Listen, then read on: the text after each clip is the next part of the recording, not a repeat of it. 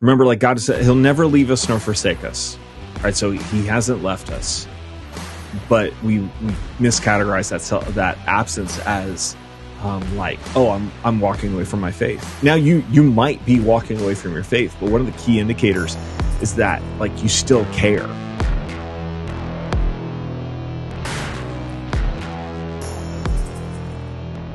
You know, as far as my experience with it, leads right into the second myth, which was when I don't feel God, it's my fault, which was how my biggest desolation happened.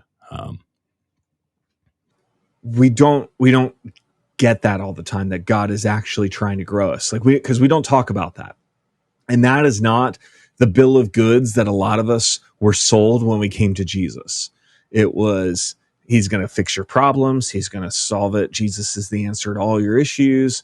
Or the other side is like, if you don't want to burn in hell, then follow Jesus, and now it's just a life insurance policy, so I can live like hell, so I don't go there when I die. And that's a lot of the reasons why we would follow Jesus. And so, but the reality is that when we step into following after Christ, then this process kicks off. And this process is our growth. That the big fancy word for it is our sanctification, right? That we are justified in faith, through faith, by grace. So it's nothing that we could do on our own. But now that's an instant.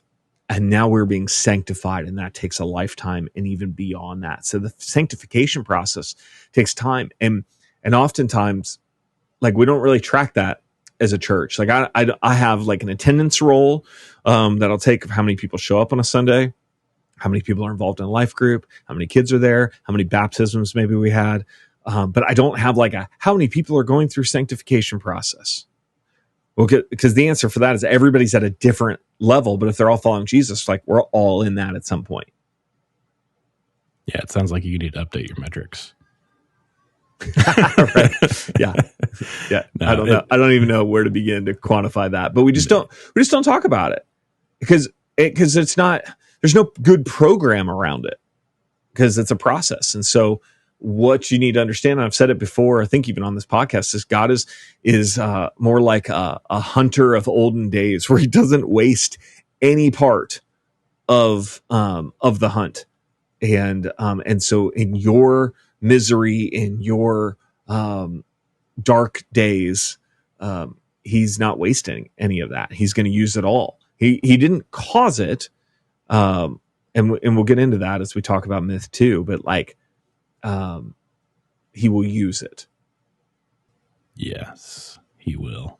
There is not always a correlation between what we do and how God behaves. And think about like Job. And so Job loses his wife, his kids, like all of his possessions, and he's sitting there and he's got, I think he just loses his kids and all his possessions because his wife comes in and just says, hey, curse God and die, right? And his friends are like, well, can you think, like, what'd you do? How'd you mess up? And then later get rebukes because they misunderstood what God was doing. His friends got it wrong. And so God's presence is not dependent on us. And really throughout history, we see like wherever the church is most oppressed, where the poor are marginalized and have nothing, like the church grows in those areas in a ridiculous fashion. For whatever reason. And so our circumstances don't limit God, but again, he uses those circumstances. So we're going to feel like it's our fault, and we're often trained to feel like it's our fault. Sometimes it is. And so I know for you, you know, some of it was self-inflicted through your times of desolation. Yeah, it was, when I was in Bible college and I got into a bad relationship that I really shouldn't have been in, against the advice of, people who were trying to hold me accountable. And they really didn't want me to see me go down that path, but I chose to go down that path. And I drove a wedge between, what I feel like was my connection to God. And from there on, obviously I didn't finish at CCU, and I feel like I stepped away from what God was calling That's me to our Bible do. college where we met. Yeah. And I mean, it really took a toll on me, as far as my spiritual health and everything else. And, that period of desolation ended up taking a decade to really come out of it and really see it for what it was and see it, the growth that had happened in me, because it did. It changed me as far as, my maturity and being able to persevere certain things now. Like when my wife and I went through losing our jobs and then struggle through jobs that were absolutely destroying me from the inside out, and, putting strain on our family relationship. And I would not have been able to persevere that. I wouldn't be able to persevere my wife's health challenges had it not been for, what I had to persevere prior to that. It really did grow me. It just sucked for a really long time. Yeah, absolutely. And I think when we think on those times, like oftentimes I think and we'll talk about this a little later on, but we miscategorize that felt absence. Remember, like God said, he'll never leave us nor forsake us. Right. So he hasn't left us, but we miscategorize that absence as like, oh, I'm walking away from my faith. Now you might be walking away from your faith, but one of the key indicators is that like you still care. And that's like, for me, like as a Christian, man, like every church I've been a part of that in some sort of leadership capacity, man, is like ended in trauma and me in therapy. Like it has not been great. And I think like, why am I still holding on? It's just because like I believe in the beauty of Jesus. And like, I just see him in scripture and that's who I want to follow.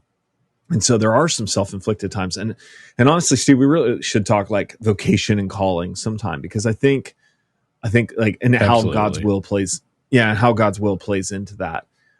Because I think we're going to be like, oh, I got off that path of what God was calling me to because I screwed it up. Like, well, no, you didn't screw up his plan. Right. And, Nope. and we can think of God's will more like a circle than a line, that there are things you can do that are inside of his will, inside of the circle. I also tend to think that we probably try to draw too much from our work on a daily basis. And that's not always a popular opinion, but from Christians who are like, your job's a mission field. And you should, like, yeah, but I don't have to suffer. If I truly hate it, let's go do something else. Absolutely. So it's, yeah, we should get into that. What you were saying was we did not, change God's plan. Like, in that, it's true, because I have now circled back to, God putting the calling back into my life of what he wants me to be doing for him. And, yeah, the passion is back, and I am more prepared to have more experience. And you're better for it. Yeah. I'm more equipped to carry his mission now. And that's where, again, he's not wasting it. So we do have the self-inflicted. So a self-inflicted desolation, when God feels silent, is a time when you can look back and you can pinpoint, let's do, like you said, like I was in this relationship that I knew I shouldn't have been in. I had wise, godly advice around me and I ignored it, and I went ahead into that. Self-inflicted desolation looks like addictions.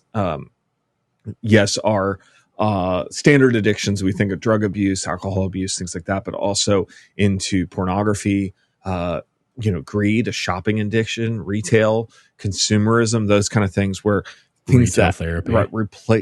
they replace God in our lives. And don't get me wrong, like I love a good shopping spree. Okay. Like, I am convinced in my sinful flesh that new stuff will make me happy. But I also know that the theological truth of that myth is that only God can fill me, not this new toy, but that's really hard to say. So, but there's the self-inflicted desolation. There's another type of desolation that comes, and I want to be careful on this one. So I would call it divinely initiated, and it's not so much that God is causing that tragedy in your life, but he is using that tragedy to initiate a process. And so where God brings about somehow his felt absence so we can see where we are living our lives in our own power. And Paul would call this like the power of the flesh. So God is now saying, like, I'm going to remove it and let's see what happens. And so there's the story of the little Dutch boys walking along with the dike, the wall, and there's water coming through. And so he sticks a finger into the hole to stop the water. And then, a few feet down, water starts out of another hole and he puts a finger in that. And then another, and pretty soon he's got like, all 10 fingers, all 10 toes in holes trying to stop it. And it's just overflowing. And what these times of these divinely initiated desolation times do for us is they teach us, like that little Dutch boy, there are areas that I am trying in my own power to stop. So I'm dealing with anger or lust or pride or greed or some sort of addiction or something where I should be able to give this to Jesus and allow him to use it to transform me, but rather going, no, I'll deal with this. So I take my anger, and rather than presenting myself as a living sacrifice, I take it and I shove it down and I repress it. And that's what a lot of us have been like hurt by churches, because we haven't dealt with the bad. We haven't dealt with the bad of our lives. And so really what we said is just don't do that. We haven't said the why behind it. Think in your own life that there's areas where you are trying to deal with your bad in your own power rather than giving it to Jesus. Remember that Jesus reveals our shame and guilt, not to shame us and guilt us, but to deal with our shame and guilt. And so think like John 15, where he's like, I am the true vine. And so he's pruning and cutting away these things. He is this master gardener, and that he's cutting off every branch that does not bear fruit.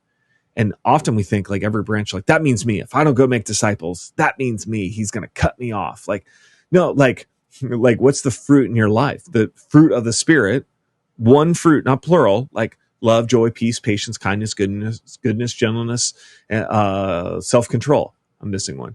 But in that, he is pruning out the stuff in our life that does not produce that fruit. So what needs to be cut out? And so he's going to initiate the times in our lives of that. And so for me, like my story, and I knew from like age 13, I wanted to be a pastor. And so, but still I wanted to like join the military. I had this, felt like really called to do that. Didn't understand that. I got accepted to Virginia Military Institute, spent one semester there. And I'm like, nope, not for me. And left. And I lived like pretty straight arrow for 18 years of my life. And that 18th year when I left VMI, I was like, what am I doing with my life? Started drinking, smoking, hanging out with the wrong crowds, going like clubbing to any club. It was like 21, 18 and up kind of thing, and just really just kind of wasting my life. I started flipping houses before it tells you how long ago it was before the real estate market crashed in 2008. I was driving a BMW. I was 20 years old. Could buy anything I wanted. Like it was, and it was a life that really had lost its meaning. And I went till probably about age 23 or 24. So we're talking like 6 or 7 years. And for some reason, my former youth pastor invited me out to a week of camp to be a counselor at this junior high week of camp. And the theme of it was off of a John Piper book called Don't Waste Your Life. And that book just rocked me. I'm like, oh, I'm wasting my life. What does a good Christian do, who is wasting their life? Well, you go to Bible college. Right? So like I went to solid plan. CCU, Cincinnati Christian University. That's where Stu and I met. Where I met my wife. Like my life was radically transformed. And I would say for like my first year and a half, I would look back and go, was I a Christian? I think I probably was. I hadn't given up on it. Obviously I'm in Bible college, but man, I have not, like, I had my therapist at the time tell me, he's like, man, you make a terrible pastor. I'm like, what? And he's like, your head and your heart aren't connected. You believe it in your head, but your heart isn't there. And so I was really struggling until I was taking an introduction to the Gospels course. And I really feel like I saw who Jesus was for the first time. Like he revealed himself to me in his beauty. And I was like, man, this is somebody I want to follow. And so kind of went from there and ended up, interning into church, turned into a job that turned into just a nightmare. And moved on from there and, ended up a few years later taking a job at another church. That ended up terrible as well. But I'm still holding on because I still believe in the goodness of Jesus. And he said he would build upon the rock, his church. And so that's why I'm still holding on to that. So, but there was this period, and it wasn't until I learned about desolation, when I first heard about that, I went, oh, like all of a sudden, like the light bulb came on. This makes sense. Yeah, like this light bulb came on in this dark room, and all of a sudden I could see what I'd been stubbing my toe on. He took that time of my leaving VMI and living the life I was living to initiate a process where he was going to remove the baby bottle so that he could have a conversation with me. And so in the same way, again, that I'm removing a baby bottle from my kids, like, I don't know, like trying to break them up with pacifier, right? And they're sucking on that. Hey, talk to me. And they're trying to talk through it. It's like, no, take it out so you can talk to me. Like, I don't like a 5-year-old kid. Like, yeah, like I don't want. No, you just said I don't want to in a very clear voice. It's time to get rid of the pacifier. And it's the same thing. Like, hey, it's time for you to grow up. This is going to be painful, but let's grow up. And I think about the line, and I think it was Batman Begins, and Michael Caine, his character says it, but it also Bruce Wayne's dad says, why do we fall down? It's like, so we can learn how to get back up. And man, that's not the divine sanctioned desolation to consolation process. We're going to fall down so we can learn to get back up.